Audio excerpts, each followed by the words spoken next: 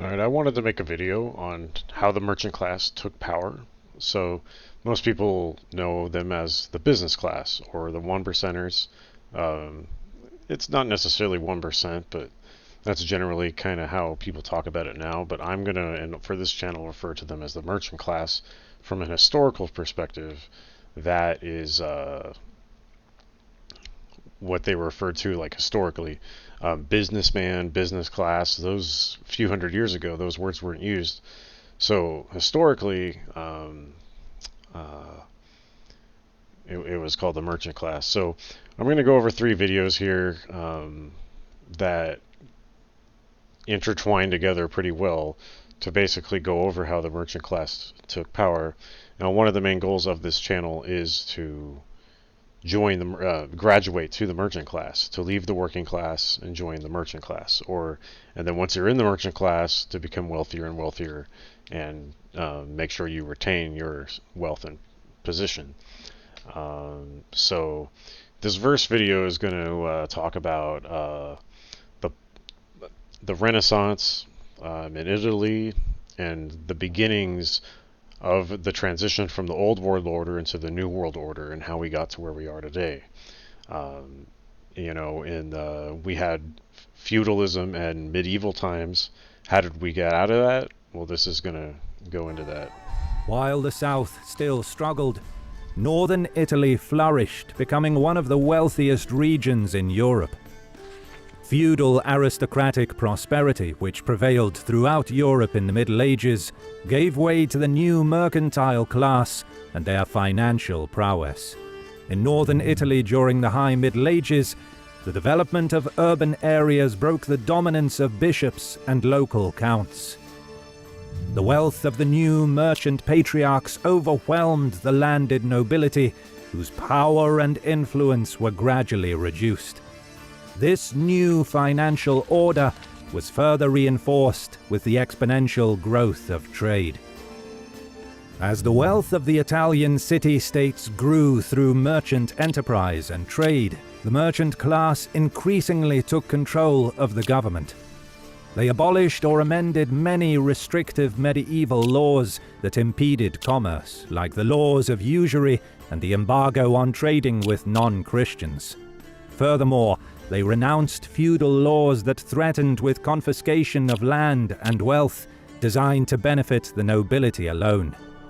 Instead, they supported security to sustained economic growth. As Europe welcomed the 14th century, unpredicted and unprecedented disaster followed. Repeated famines, the Black Death, and the 100 Years' War pushed Europe into uncertainty and recession. Against this backdrop, early Renaissance authors like Dante, Petrarch, and Giotto emerged.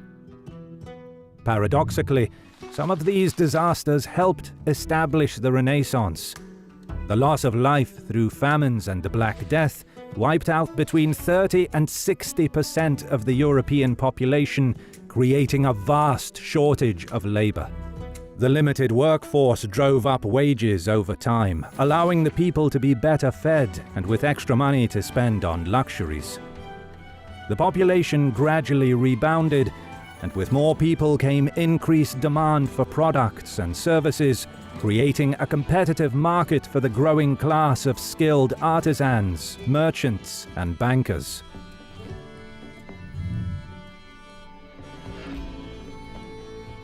Northern and upper central Italy were largely safe from outside interventions, other than occasional skirmishes with the Holy Roman Empire. But for all the troubles they avoided externally, they made up for with internal conflict. Alright, so basically the Medicis were the beginning of the merchant class. They were like the first bankers. They came up with the debit credit system. The beginnings of capitalism were in northern Renaissance Italy. So now we're going to move a few hundred years from the Renaissance to the Enlightenment. And we're going to talk about how people's shift in thinking caused a further progression towards from the old world order to the new world order, and how the new merchant business class was the primary Going to see directors a of it. majority of the colonists are going to be in favor of independence.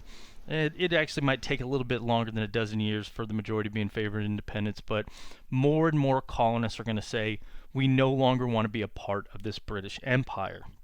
So we're going to talk about what happens in this time period from 1763 to 1776, 1777 that's going to turn the colonists away from Britain.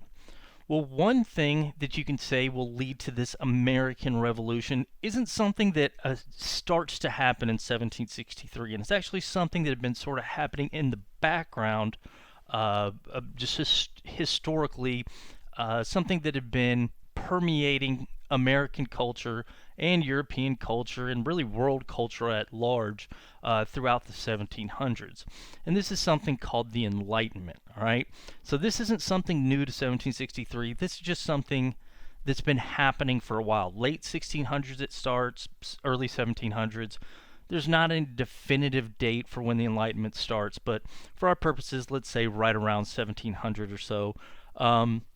What this Enlightenment was an intellectual movement where you saw the old way of doing things questioned, okay?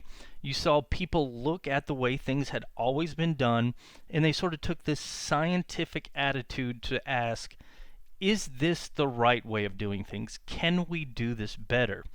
And you're going to see this sort of questioning attitude towards economics, science, politics, religion, and a wide variety of things. So why does this enlightenment occur? And why does it occur right around end of the 1600s, early 1700s? And why is this going to lead to these changes in these American colonies? Well, the Enlightenment's going to come about because, late 1600s, early 1700s, you see a new class of people emerge in Europe. All right, prior to the discovery of the New World, you basically had the poor, which are going to make up the vast majority of people in Europe. You had, people without land, peasants. They would have to work for this landed aristocracy.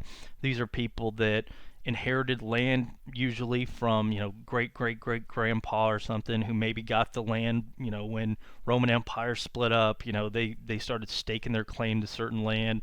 Maybe they great great great grandfather times 20 was a king of this land, gave up some of their power. Whenever you see these various areas in Europe start unifying, whatever the case, the small percentage of Europeans, maybe 5%, that might be a little bit too much, were aristocrats, people born into wealth, these landed, property people, and generally those in this top 5% or so, these landed aristocrats, they're the only ones that ever received an education, and the other 95% of people, they're peasants, they can't afford an education, and basically they're destined for a life of manual labor. So you're born without money. At a young age, you're going to start helping your family, who's also poor, probably working for this landed guy down the road, and you're farming at a very young age, and you're not going to have a chance to make your way out of this because you don't receive an education. You don't learn anything besides how to farm, how to work for somebody else. So you can't really question why things are the way they are, why that guy has money, because you don't have the time because you're constantly working. You don't have the education to question things. And again, the people up at the top, they kind of like it that way. They like being in charge simply because they're born into power. Well, something's going to happen right around the time of the discovery of the New World. We're going to see the emergence of this merchant class, or maybe this middle class you would think of, upper middle class, lower upper class, something like that. But we're going to start seeing a new group of people with money will start emerging in Europe. And this is going to happen throughout Europe. A lot of people put France as the heart of the Enlightenment, and I think that's a fair place to put it. But what basically happens is some people start profiting from New World wealth. Okay, so you would have maybe a French fisherman, some guy that's really poor. He has a fishing boat. Now he goes over to the New World. Maybe he gets some fur, comes back, makes some money selling this to elites, buys a second boat, Then he starts his fur trading empire. And this guy, before the discovery of the New World, his family had always been poor fishermen. But now they're starting to bring in some money, okay? Or maybe you had poor Englishmen who, could barely afford anything. He starts seeing this tobacco coming from Virginia and later Maryland and South Carolina, North Carolina, that type of place. And maybe he starts being the middleman when the tobacco arrives back in England. Maybe he's a guy who starts a cigar factory to start turning this tobacco into something the elites can smoke. Now he starts making a little bit of money. His factory grows, and he turns out to have money, where his great grandfather didn't, his father didn't. Well, these new money people, and I'm just giving a couple examples, maybe jewelers making money off of the silver coming back from the Americas, something like that. But these new merchants are going to start to have leisure time. So prior to this point, you're poor, you're working all the time. Now you're going to have this new money people have leisure time, and they're going to have money to educate their children. All right. So this isn't somebody that is sir or duke or anything like that. Somebody who inherited their wealth. They earned their wealth, or at least their grandfather, or their father, or their great grandfather, or something earned the wealth. So they're new money people. A lot of these people are entrepreneurs. Some are self-made men. Again, some, second, third generation inherited from their father at the start of the business, but they're not born into it in the fact that you see those aristocrats who have gotten just sort of this generational wealth. All right, so you got these new money people, these entrepreneurs, leisure time and education. They have the leisure time and they have the money to educate themselves and their children. Well, what these guys are going to do is they're going to start meeting in places like this. This would be a coffee house. I believe this was a coffee house in Britain. And they're going to start spending this wealth, and they're going to start discussing things with fellow merchants, fellow entrepreneurs, fellow new money people. And what's going to come out of these conversations are new ideas about how we do things. Again, as we mentioned, economics, scientific, religion, politics, this type of thing. Some of these guys will start questioning the way the economic system has worked in Europe and around the world. Some people are going to say the way things are done right now, it's almost impossible to trade directly between Britain and France, or France and Spain. We didn't talk about it very much, but you would see occasional trades between the various nations. But for the most part, these nations tried to keep the money in their own borders. They didn't allow their citizens to easily trade with foreign nations. Well, some of these guys are going to start discussing ideas like, what about we have free trade? What if we allow each nation to trade with one another? Wouldn't that be more beneficial for everybody as a whole? Because if we can get in the cheapest goods instead of having to buy exclusively from within our nation's colonies or within our nation itself, that would make our lives better. Wouldn't it as a whole? And then we could produce goods cheaper. Maybe we take in raw goods from, say this is England, we take in raw goods cheaper from French colonies, turned into manufactured goods. Hey, this might benefit England because then we could sell it back to the French for a higher price. So if we have free trade, wouldn't this be beneficial? You'll see this economic questioning going on in these houses, and you'll see some of these guys will start writing about these economic ideas that are discussed.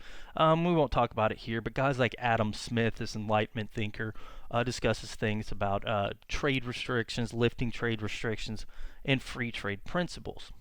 All right, so we see economic discussions among these new money people. You're also going to see scientific discussions, okay? And one thing I should point out before we go on, these guys are willing to question the way things are because they, again, are self-made. The aristocrats prior to the Enlightenment, they're educated. They hypothetically could have asked these questions. Is it better to do this way, science this way, religion, politics this way? But they don't have any reason to question things because the system has always served them well. You're born into wealth, you die with wealth. Why would I question things? These self-made people, these new money people, they have a reason to question things because even though they've earned a lot of money through their efforts, through their hard work, they're still not considered the elites in their various countries. So you still have the aristocrats, the people with the title at the top, and a lot of these guys are going to sort of be resentful of that. Like, no matter how hard I've worked, there's still these guys above me, and so these guys will basically say, I don't like that, and that's part of the thing that's going to spurn these various discussions.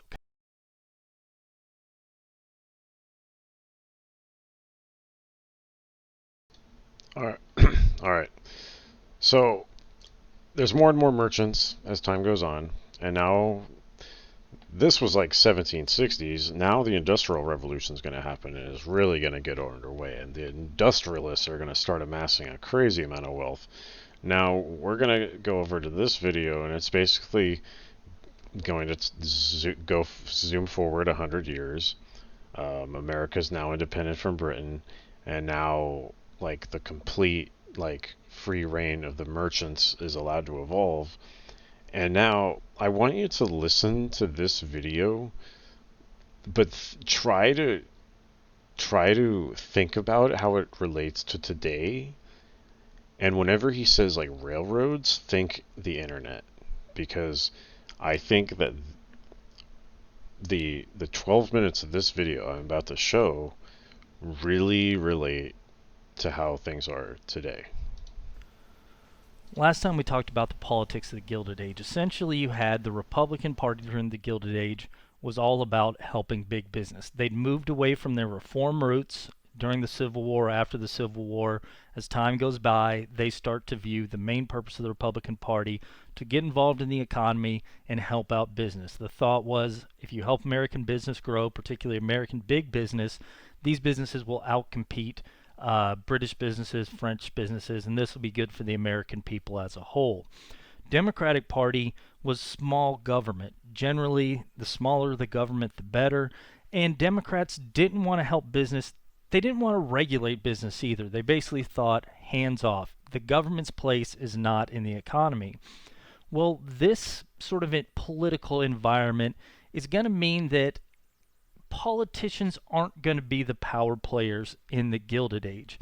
Instead, what we're going to see is a handful of people you'll sometimes hear referred to as robber barons are going to become the true powers in the United States. This handful of wealthy individuals. Now, who you define as a robber baron, this can vary. Some people say there's only a dozen or so robber barons. Some people put it in the couple thousands of robber barons. However you want to define robber baron, just know that essentially most of the wealth in the United States is going to go to a handful of people. The reason we're going to call these guys robber barons is because it sort of harkens back to the medieval period. So this is a cartoon from the time comparing Gilded Age robber barons to these medieval robber barons. So back in medieval times, robber barons were these people of wealth who didn't really contribute, didn't work, and the only reason they were wealthy was because they owned property or they had wealth. They weren't working, they weren't innovating, they weren't entrepreneurs. They made money because they had money. So, for example, somebody that was born into wealth lets farmers work their land and then they get a percentage of the crops they make, or maybe they own a bridge. They don't do anything with the bridge, they just sit there, collect a toll when people cross it, and basically they just collect money for owning things, not collecting money for doing things. Well, this is going to be the impression that a lot of people are going to get from these robber barons. Basically, they're going to be wealthy people who make money and get people to pay into them, not because they're innovators, not because necessarily they do things better than other people, but because they were first to an industry or because they have the money. So what we're going to see with these robber barons is essentially people get into a position where they're going to be able to manipulate the capitalist system like it had never been manipulated before. So before the Civil War, you're going to have the development of industry. Actually, even before that, let's go back to when the United States is first formed. America comes out, 1776, Declaration of Independence. If you went around, you'll look, most Americans, a vast majority, are making their own stuff. So they're growing their own food, they're, making their own furniture, they're sewing their own clothes, raising their own cows for meat, that type of thing. Their subsistence, all right? Now, there are going to be a handful of people that work in industry, but the vast majority of people produce what they're consuming.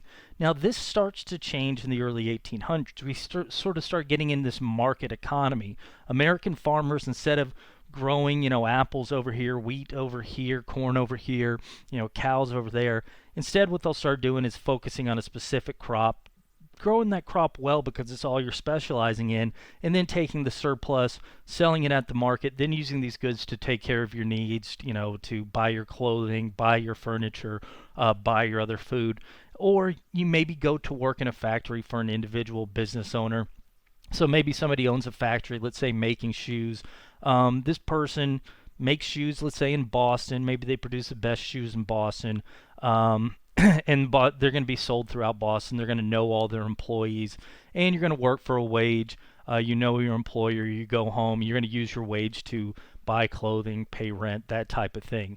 So you knew your employer, and you're going to see these businesses sort of have a cap to how big they can get before the Civil War. Let's say you're the best shoe producer in Boston, all right? Let's say you can produce shoes actually better than anywhere else in the United States. If your shoes could be sold magically with some transporter in down all the way in Charleston, South Carolina, people are going to buy them because they can buy them cheaper than any shoes there. They're better quality than the shoes down in Charleston. So why wouldn't I buy this Boston shoe if it was down there? Well, the thing is, before the Civil War, you can't just magically ship a shoe from Boston down to Charleston because it's going to take a lot of time. Now, the transportation costs are going to add to this cost. So a $20 shoe in Boston, by the time you put it on carts and boats and take it through canals, maybe a couple railroads by that point, by the time it gets down to Charleston, that's a lot of added cost to pay for the transportation, the people that transported it. So maybe the cheapest is going to sell us for $40. It's impossible to get anything other than regional market share. But what begins to happen after the Civil War is we start seeing these railroads. They've been spreading out before the Civil War, but they're going to start spreading out even more after the Civil War, and this is going to connect the United States like it had never been connected before. And what this is going to mean is this hypothetical shoe manufacturer in Boston, he can now get his shoes down to Charleston, South Carolina, and now they can sell cheaper than they can produce in Charleston, and maybe people will start buying them, and you start seeing an economy that's not regional any longer. Technology, innovation, railroads are going to start connecting the economy of the United States, and we'll see a handful of individuals, these robber barons, take advantage of these new loopholes, these new technologies, to gain a market share to where they drive others out of competition, and basically they control all of certain industries throughout the United States.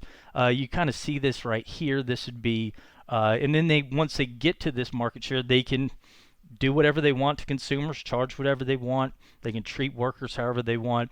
And you're going to kind of see this image right here. So this is robber barons, and you basically have the people of the United States kneeling to them as if they're kings. This guy would be an entrepreneur, a businessman. He's sitting here paying these guys his money. You got this guy, industrial worker. You always see these hats for industrial worker. He's sitting here giving these guys his wages. And you see here this farmer giving interest on his mortgage farm. This is sort of the impression you get, is that because these guys come up with a way to manipulate the system, they're going to be everybody's going to owe them, all right? Not because they're necessarily producing better things, but because they manipulated things better than the next guy. Now, how are these guys able to do this? Well, what they're going to do is they're going to start taking advantage of something, or they're going to start creating something called a monopoly, all right? We've all played the board game. This comes from this idea that's going to happen during the Gilded Age. We have monopolies before this, but we're going to see these monopolies basically spread across the United States, and in some cases really will have monopolies across the world. So what is a monopoly? It's basically driving out of business competitors in an industry to the point where you control almost all of a specific thing, maybe be it shirts or be it shoes or be it copper or be it oil, and if anybody wants to get this product, they've got to go through you, okay? And again, you can have local monopolies, you can have broader monopolies, but you're the only game in town.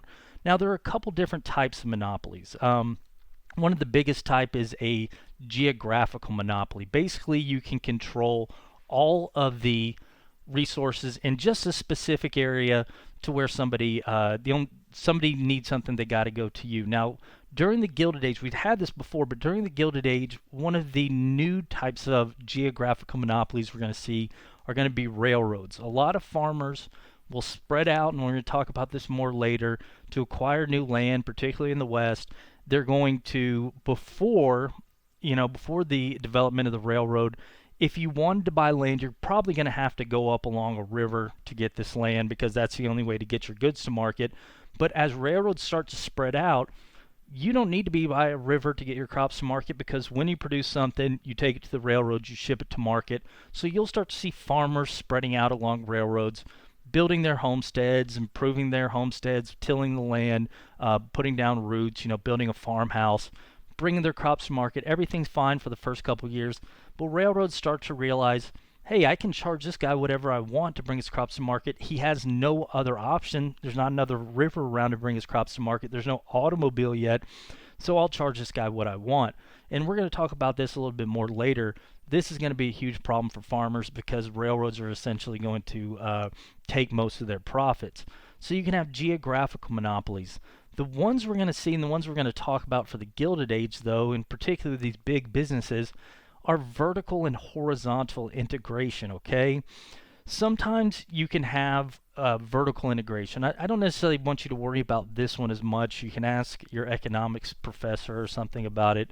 But what vertical integration is when somebody will buy every step in a production process. Let's say you want to make a shirt, and you want to make this shirt cheaper than anybody else. Well, what you can do is you can buy the cotton farms that produce it. You can then buy the railroads that ship it to the factory. You can then buy the factory. You can buy the dye that you use for the wool. You can buy the machines that you produce the cloth. And then maybe you can even buy the store that sells the cloth. And because you do this, you're not dealing with any middlemen in between. They're going to be taking a cut of the profit. So when your shirt gets to the market, it's going to sell cheaper than this guy who has to deal with the cotton farmer, has to deal with the railroads to ship it, and then finally they get it to their factory and produce it. But they have to take into account this consideration. That's vertical integration. Don't worry about that one just yet.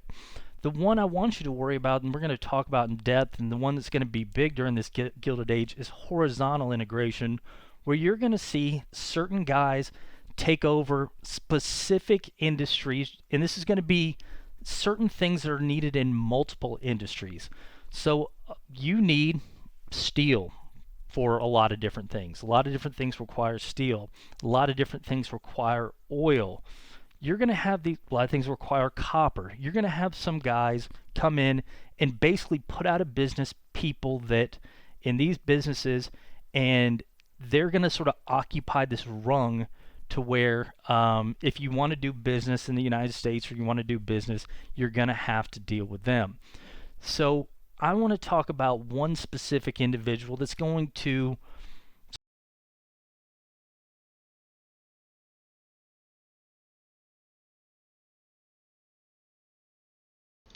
Well, fitting to leave it at John D. Rockefeller, uh, the epitome of monopoly.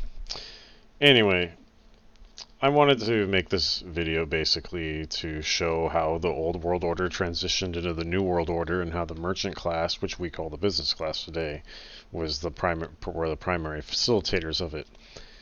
And a facilitator of their power, which allowed them to facilitate it, was the Industrial Revolution. The Renaissance was the beginning stages of that, which was caused by the plague wiping out half of Europe. And when the plague wiped out half of Europe, it caused the price of labor to skyrocket. So as long as there's a huge supply of labor, it makes it very difficult for a creation of a middle class.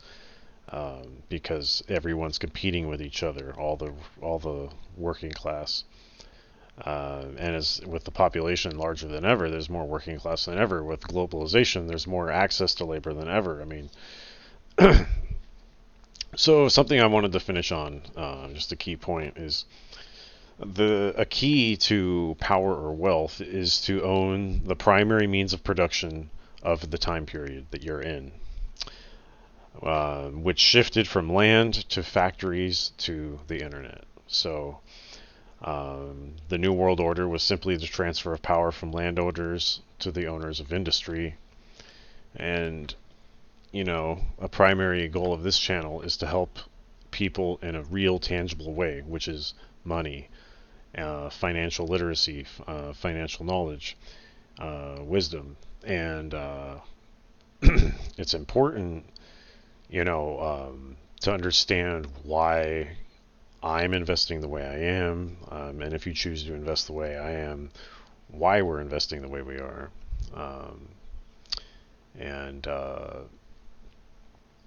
Yeah, that's it for this video. Let me know what you thought. How the merchant class took power. It used to be monarchs and like religion and monarchies. How did power shift from religion and monarchies and feudalism to where we are today? And I believe that the one percenters own the government, which is the top merchants, top business class. They're truly in power. The people that are put up in power, I believe, are puppets hired by the merchant class, and everything is a distraction while the wealth is being funneled into fewer and fewer hands, um, or the merchant class. Um, yeah, so that's the general idea. Let me know what you think.